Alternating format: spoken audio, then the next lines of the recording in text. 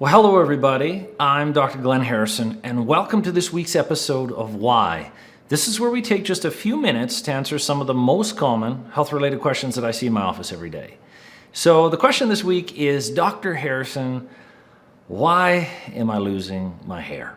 Now, I hear this question multiple times a week, and it's a significant question because it can create insecurities and on and on and on. We look in the mirror and we look different. And there is a why. There's multiple whys. So I hope to break that down a little bit.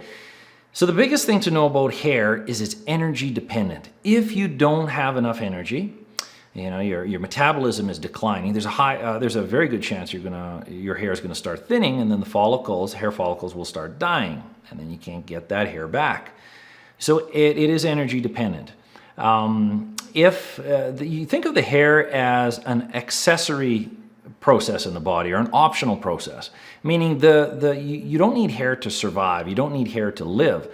So if the body doesn't have enough resources, enough energy, isn't feeling good enough, it takes that energy and those resources and pulls it away from hair production just to keep you going. So think of that, and nails are the same, and skin are the same. Once the body starts thriving, hair wants to grow, and hair and nails and skin and other tissues in the body start thriving. So it's metabolically dependent. So you have to have your energy. When I see people energy compromised in my office, there's usually always a hair problem. So energy is one thing that you need, whatever the cause of it. The next thing is you need to have enough vitamins, nutrients in the body. There are some nutrients that are specific for hair growth. Zinc is a big one. B vitamins are another big one, and there are other ones, but zinc and B vitamins, those are the biggest players, I would say. And your nutrient status might be lower because you're not taking the great foods in, or you're not absorbing them. So this is a big thing. Supplements, the right supplements, if it's properly tested, can be helpful in this category. But again, nutrients. So first, energy and metabolism. Second, nutrients. A third one, and this is a big one, is thyroid. I talked about it previously in a previous video, thyroid health.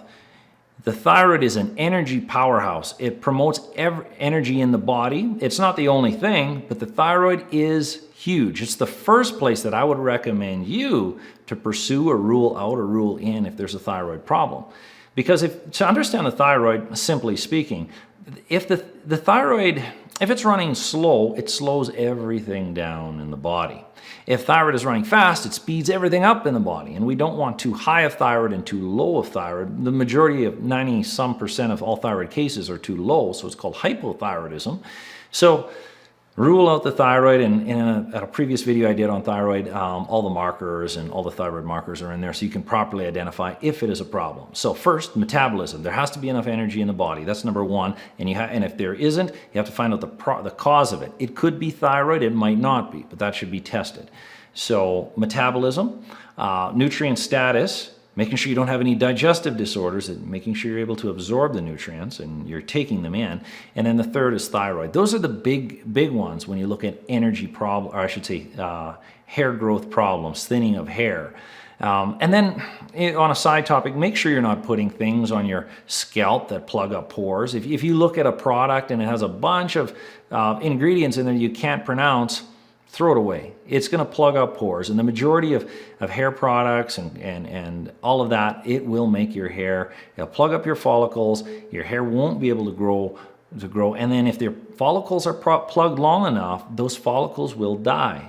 So in a nutshell, there's a few things you can do and look at, and it will help you. There is always a reason for thinning hair. Always, always, always. If you follow these strategies, you should be able to get to the why of it. Do the thyroid test, rule that out. Again, in the previous video, I'll put a link below where you can identify the tests you need to understand the thyroid. But there is hope. There always is. And don't look at thyroid as only an inconvenience, an aesthetic thing. If your hair isn't growing or you're losing your hair, it's not being replaced, there's a good sign, especially in women, there's a good sign that there's another problem.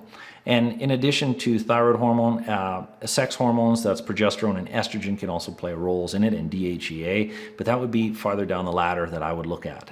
So hopefully that was helpful. If you know of anybody struggling with this or yourself, by all means, share it to anybody that they deserve to know this information. And I look forward to talking to you next week, where we're going to answer another why to another health-related question. With that being said, we'll talk to you next week.